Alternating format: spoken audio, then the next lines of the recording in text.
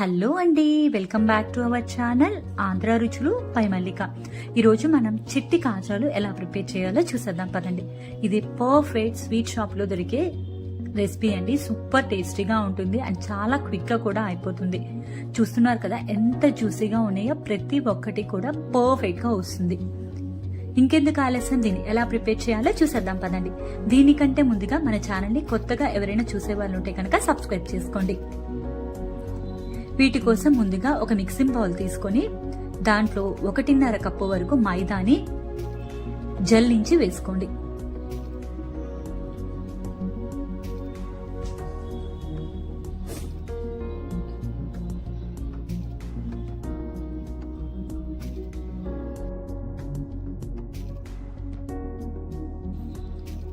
ఇలా మొత్తం జల్లించిన తర్వాత ఇక్కడ చూడండి కొంచెం ఉండలు ఉండలుగా వచ్చినాయి కదా, అది తీసేసేయండి. ఇప్పుడు ఇందులో ఒక 1/2 టేబుల్ స్పూన్ వరకు సోడా ఉప్పు వేసుకోండి. కొంచెం ఉప్పు వేసుకోండి, చిటికడు అంటే చిటికడు ఉప్పు వేసుకోండి, అంతకంటే ఎక్కువ వేయకండి. ఈ డ్రై ఇంగ్రీడియంట్స్ మొత్తం కూడా బాగా కలిసేలాగా కలుపుకోండి.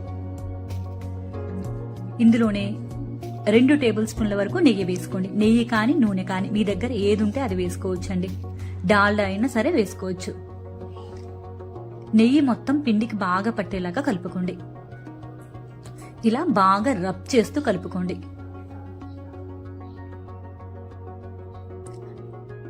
మనం కొంచెం చేతిలోకి తీసుకొని ప్రెస్ చేసినప్పుడు ఇలా ఉండలాగా ఉండాలండి, అంతవరకు కలుపుకోండి. మీకు అలా ఉండ రాకపోతే మరికొంచెం నెయ్యి కానీ నూనె కానీ వేసుకుని కలుపుకోండి.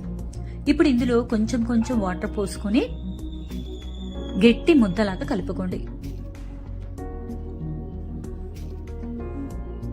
మొత్తం వాటర్ ఒకేసారి పోయకండి, కొంచెం కొంచెంగా పోసుకుంటూ కలుపుకోండి. మొత్తం ఒకేసారి పోస్తే పల్చబడుతుంది పిండి.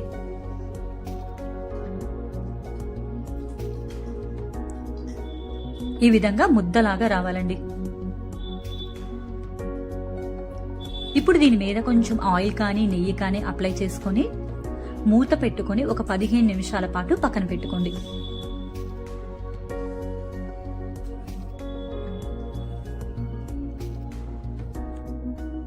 ఇప్పుడు స్టవ్ వెలిగించుకుని ప్యాన్ పెట్టుకుని దాంట్లో ఒక 3/4 కప్పు వరకు పంచదార వేసుకోండి.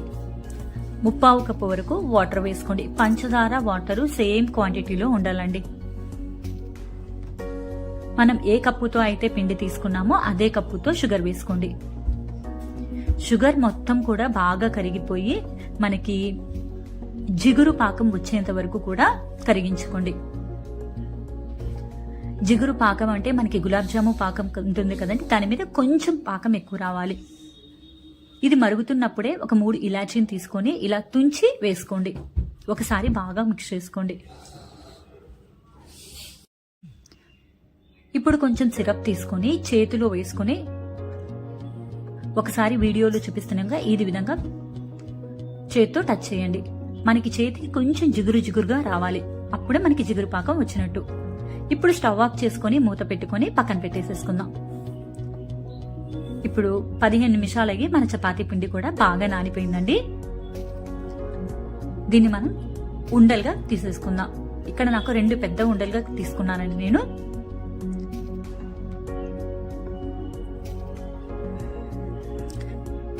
ఇప్పుడు దీన్ని పొడిపిండి వేసుకుని మనకు పెద్ద చపాతీలాగా ఒత్తుకోండి.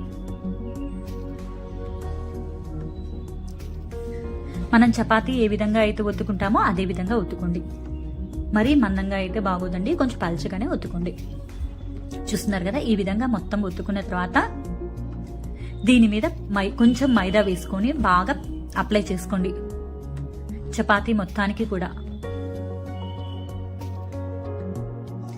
దీని మీద ఎటువంటి ఆయిల్ కానీ నెయ్యి కానీ అవసరం లేదండి, పొడిపిండే సరిపోతుంది. ఇలా మొత్తం అప్లై చేసుకున్న తర్వాత వీడియోలో చూపిస్తున్న విధంగా జాగ్రత్తగా ఒక సైడ్ నుంచి ఈ విధంగా రోల్ చేసుకుంటూ వచ్చేయండి. టైట్ గా రోల్ చేయాలండి, లూజ్ గా రోల్ చేస్తే కనుక మనకి కాజాలు సరిగా రావు, ఊడిపోతాయి. మీకు స్టార్టింగ్ లో 1/4 వరకు కనుక మీరు రోల్ చేయగలిగితే మిగతా అంతా ఇట్లా మీకు మూవ్ చేసుకుంటే సరిపోతుందండి. టైట్ గా రోల్ చేయాలి. వీడియోలో చూపిస్తున్న విధంగా జాగ్రత్తగా ఫోల్డ్ చేసుకోండి. ఫస్ట్ కొంచెం మనం ఫోల్డ్ చేసుకుని ఇలా కనుక రోల్ చేసుకుంటే ఈజీగా వచ్చేస్తుందండి. ఇలా లాస్ట్ లో కొంచెం వాటర్ అప్లై చేసుకుని రోల్ చేసుకోండి. ఇలా వాటర్ అప్లై చేయడం వల్ల స్టిక్ అయిపోతుందండి, అది కూడా ఎక్కడా కూడా ఊడిపోకుండా. ఈ విధంగా మొత్తం ఫోల్డ్ చేసుకున్న తర్వాత ఒకసారి వీడియోలో చూపిస్తున్న విధంగా ఇలా రోల్ చేసుకోండి. ఇప్పుడు ఒక నైఫ్ తీసుకొని దానికి కొంచెం పొడిపిండి అప్లై చేసుకోండి వీడియోలో చూపిస్తున్న విధంగా. ఇప్పుడు ఎడ్జెస్ కట్ చేసుకొని మనకి పెన్సిల్ సైజ్ అంతా కాజాలు కట్ చేసుకోండి. మరీ పెద్దవి వద్దండి, మనకి పెన్సిల్ ఏ సైజ్ అయితే ఉంటుందో ఆ సైజ్ అయితే సరిపోతుంది, ఆ మందం. ఈ విధంగా మొత్తం కూడా కట్ చేసుకోండి.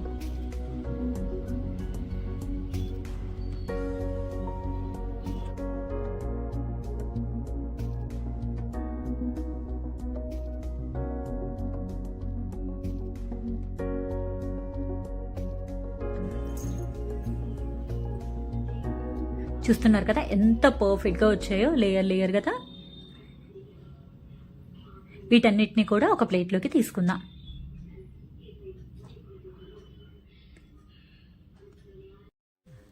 ఇప్పుడు మరొక ముద్దని కూడా చపాతీలాగా ఒత్తుకొని దాని మీద పొడిపిండి అప్లై చేసుకొని వీడియోలో చూపిస్తున్న విధంగా రోల్ చేసుకోండి. గట్టిగా రోల్ చేసుకోండి, లూజ్ అయితే కనుక లేయర్స్ రావండి, ఊడిపోతుంది. చాలా చక్కగా గట్టిగా రోల్ చేసుకోండి. ఎడ్జెస్ లో వాటర్ అప్లై చేసుకొని నైఫ్ తో కట్ చేసుకోండి చిన్న చిన్న కాజాల్లాగా.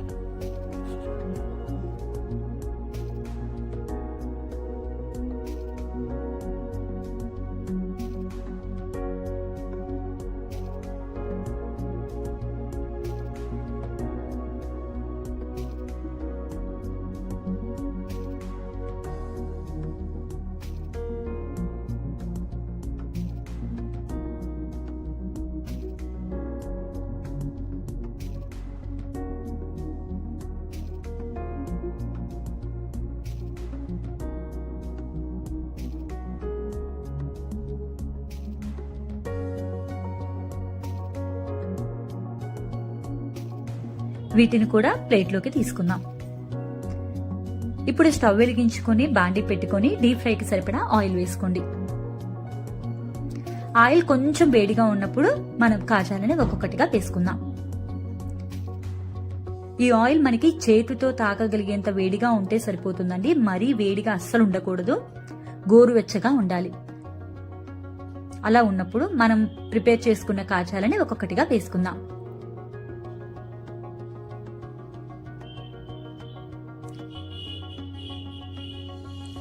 ఇలా మొత్తం వేసుకున్న తర్వాత కొంచెం వేడైన తర్వాత వాటంతట అవే పైకి వస్తాయండి, కొంచెం ఉబ్బి వీడియోలో చూపిస్తున్న విధంగా.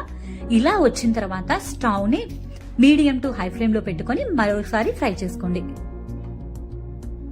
చూస్తున్నారు కదా, ఈ విధంగా గెరిటతో తెప్పుతుంటే ఈవెన్ గా కుక్ అవుతాయండి. వీటిని లైట్ గోల్డెన్ బ్రౌన్ కలర్ వచ్చేంత వరకు ఉంచుకొని తీసేసుకుందాం. ఈ కలర్ వస్తే మనకి సరిపోతుందండి.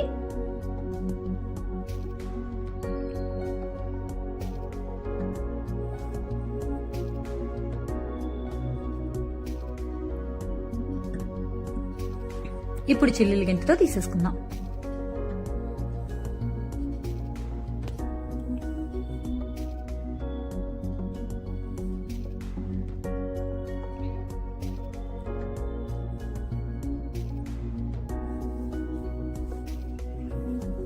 ఇవి వేడిగా ఉన్నప్పుడే పాకంలో వేసుకోవాలండి.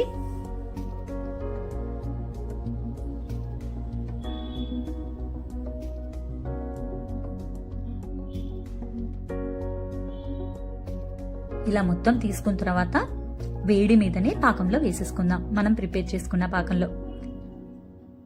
ఇలా కొన్ని వేసుకొని ఒకసారి బాగా అడ్జస్ట్ చేసుకోండి.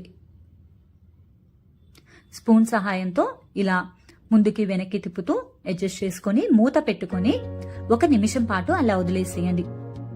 1 మినిట్ కంటే ఎక్కువసేపు ఉంచకండి, మరీ మెత్తగా అయిపోతాయి.